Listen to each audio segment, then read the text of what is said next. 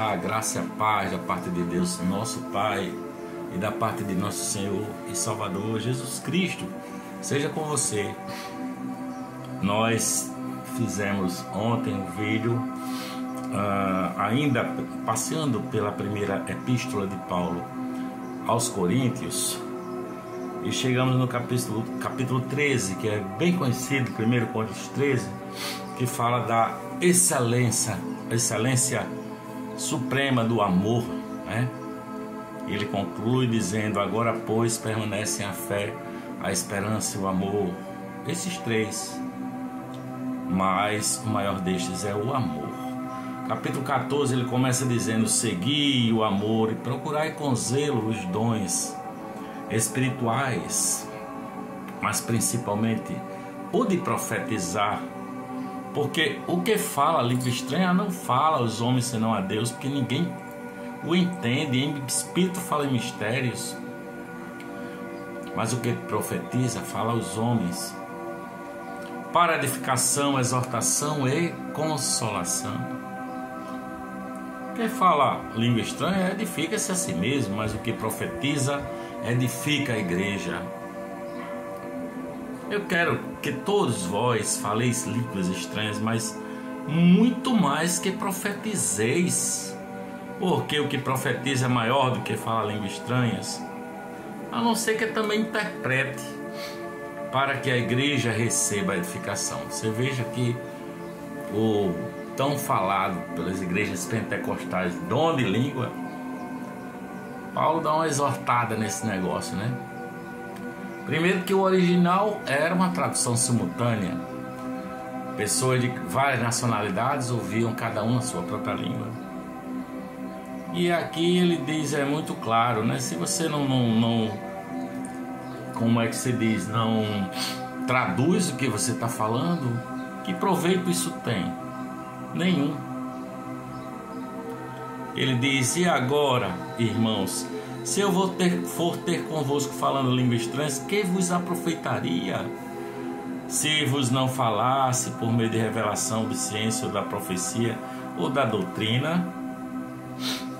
Da mesma sorte, se as coisas inanimadas que fazem som, seja flauta ou cítara, se não formarem sons distintos, como se conhecerá o que toca com a flauta ou com a cítara? Porque se a trombeta der sonido incerto, quem se preparará para a batalha? Assim também vós, se com a língua não pronunciardes palavras bem inteligíveis,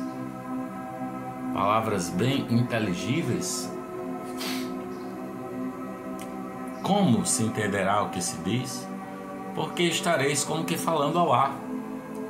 Há, por exemplo, tanta espécie de vozes no mundo e nenhuma delas é sem significação. Mas se eu ignorar o sentido da voz, serei bárbaro para aquele a quem falo, e o que fala será bárbaro para mim. Assim também vós, como desejais dons espirituais, procurai sobejar neles para a edificação da igreja. Pelo que o que fala língua estranha, ore para que possa interpretar o que está dizendo. Senão será como um doido, um maluco, que ninguém entende nada.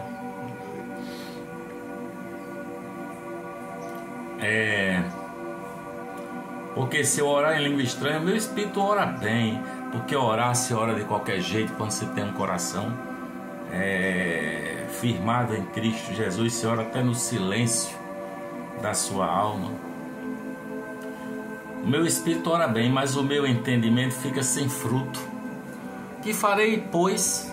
Que farei, diz Paulo. Orarei com o espírito, mas também orarei com o entendimento.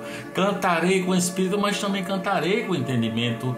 De outra maneira, se tu bendisseres com o espírito, como dirá o que ocupa o lugar do indouto, amém, sobre a tua ação de graças, visto que não sabe o que dizes. Porque realmente tu dás bem as graças, mas o outro não é edificado. Dou graças ao meu Deus, porque falo mais línguas do que todos vós.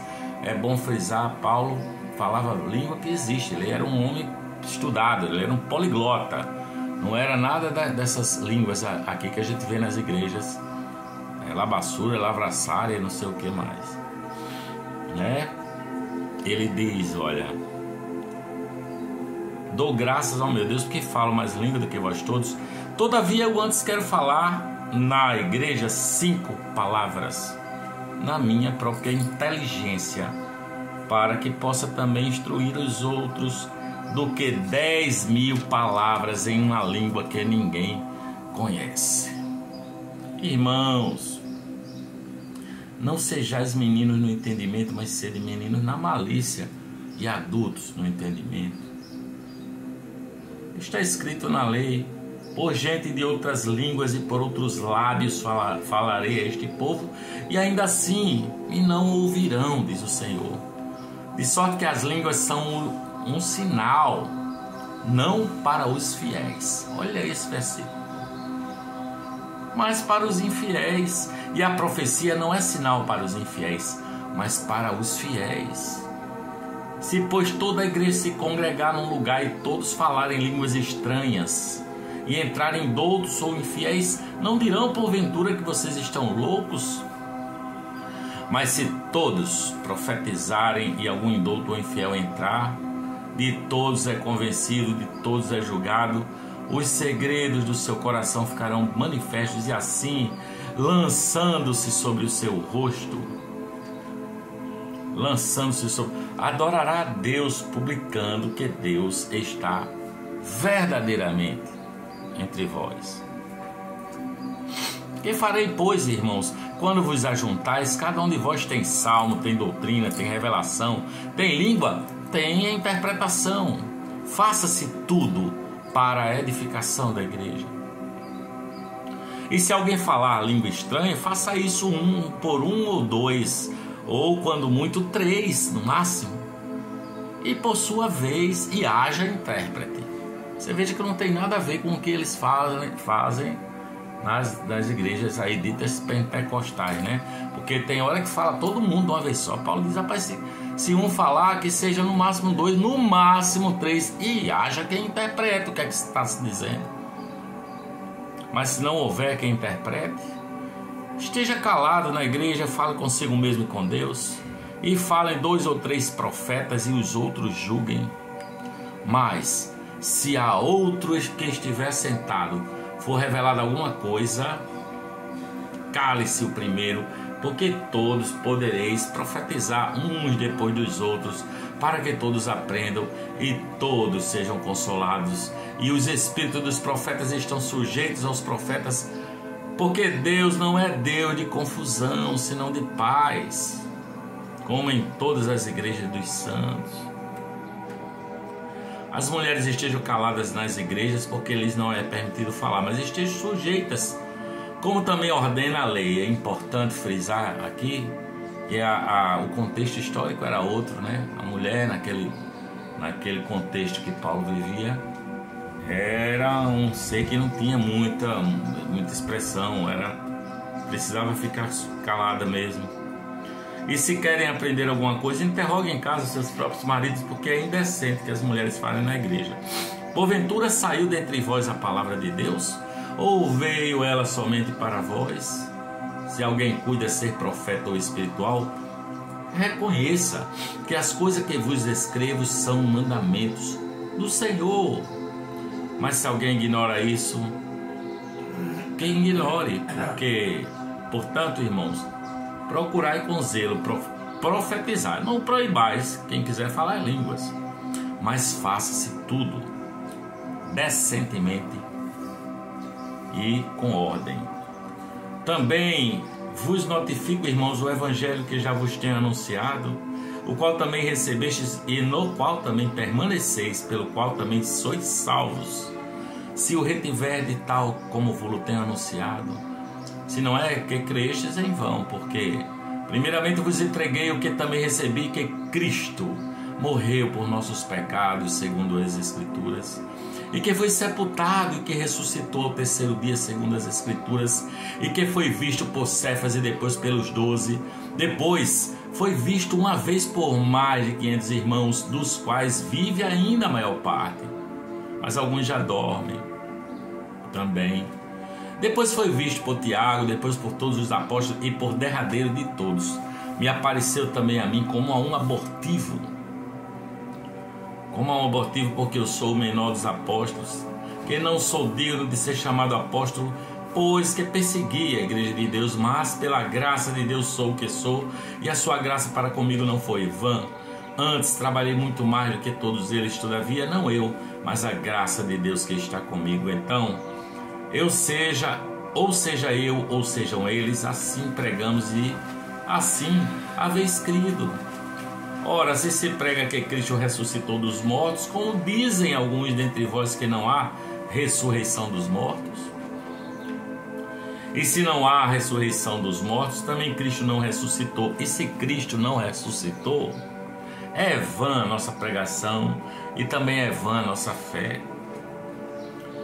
E assim somos também considerados como falsas testemunhas de Deus, pois nós testificamos de Deus que ressuscitou a Cristo, ao qual porém não ressuscitou, se na verdade os mortos não ressuscitam.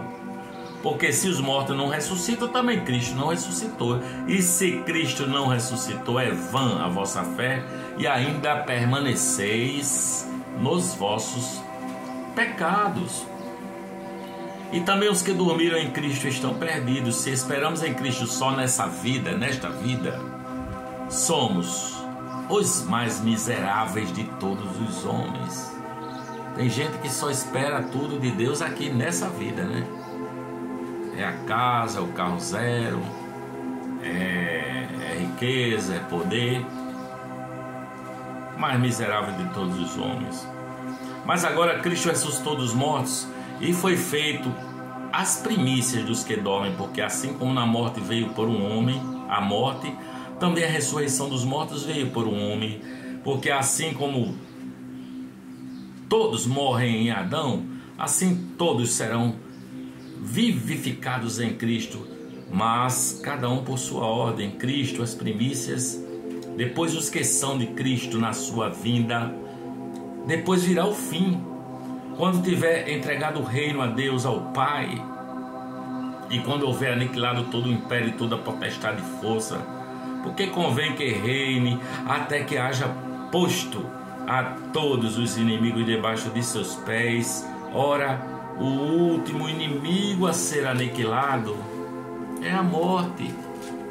O último a ser aniquilado é a morte. Porque todas as coisas sujeitou debaixo de seus pés. Mas quando diz que todas as coisas lhe estão sujeitas, claro está que se excetua aquele que sujeitou todas as coisas. E quando todas as coisas lhe estiverem sujeitas, então também o mesmo Filho se sujeitará àquele que todas as coisas lhe sujeitou, para que Deus seja tudo em todos. De outra maneira, que farão os que se batizam pelos mortos, se absolutamente os mortos não ressuscitam? Porque se batizam eles então pelos mortos, porque estamos nós também a toda hora em perigo. Eu protesto que cada dia morro, gloriando-me em vós, irmãos, por Cristo Jesus nosso Senhor. Se como homem combati em Éfeso contra as bestas, que me aproveita isso se os mortos não ressuscitam? Comamos e bebamos, que amanhã morreremos. Não vos enganeis, as más conversas corrompem os bons costumes. Vigiai justamente e não pequeis, porque alguns ainda não têm o conhecimento de Deus. Digo-o para vergonha vossa. Mas alguém dirá: como ressuscitarão os mortos e com que corpo virão? Insensato! O que tu semeias não é vivificado se primeiro não morrer. E quando semeias, não semeias o corpo que há de nascer, mas sim o simples grão, como o de trigo ou de outra semente qualquer.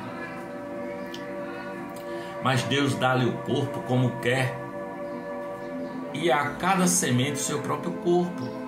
Nem toda a carne é a mesma carne, mas uma é a carne dos homens, outra a carne dos peixes, outra a carne das aves.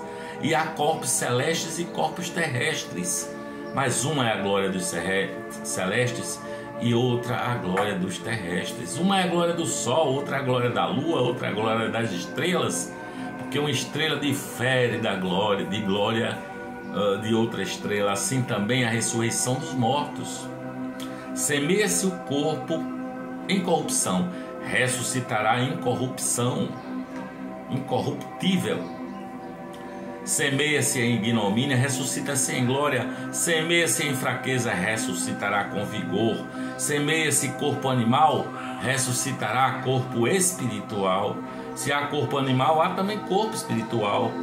Assim, escrito está: o primeiro homem, Adão, foi feito uma alma vivente.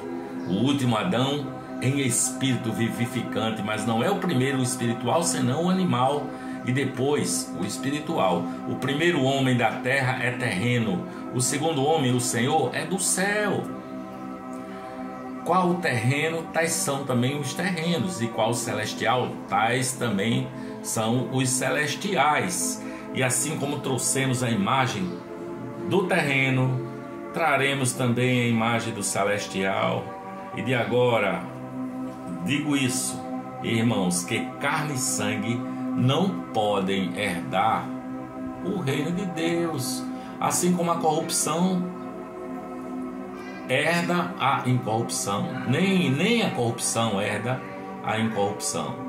Eis aqui vos digo um mistério: na verdade nem todos dormiremos, mas todos seremos transformados num momento, num abrir e fechar de olhos ante a última trombeta, porque a trombeta soará, e os mortos ressuscitarão incorruptíveis, e nós seremos transformados, porque convém que isto que é corruptível se revista da incorruptibilidade, e isto que é moral se revista da imortalidade, mortal, melhor dizendo, se revista da imortalidade. E quando isto que é corruptível se revestir da incorruptibilidade, isto que é mortal se revestir da imortalidade, então cumprir-se-á a palavra que está escrita: tragada foi a morte na vitória. Onde está, ó morte, o teu aguilhão? Onde está, ó inferno, a tua vitória? Ora, o aguilhão da morte é o pecado, e a força do pecado é a lei.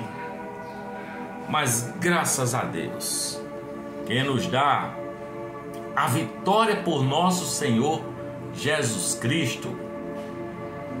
Portanto, meus amados irmãos, sede firmes e constantes, sempre abundantes na obra do Senhor, sabendo que o vosso trabalho não é vão no Senhor. Não é vão no Senhor. Essa é a palavra de 1 Coríntios capítulos 14 e 15.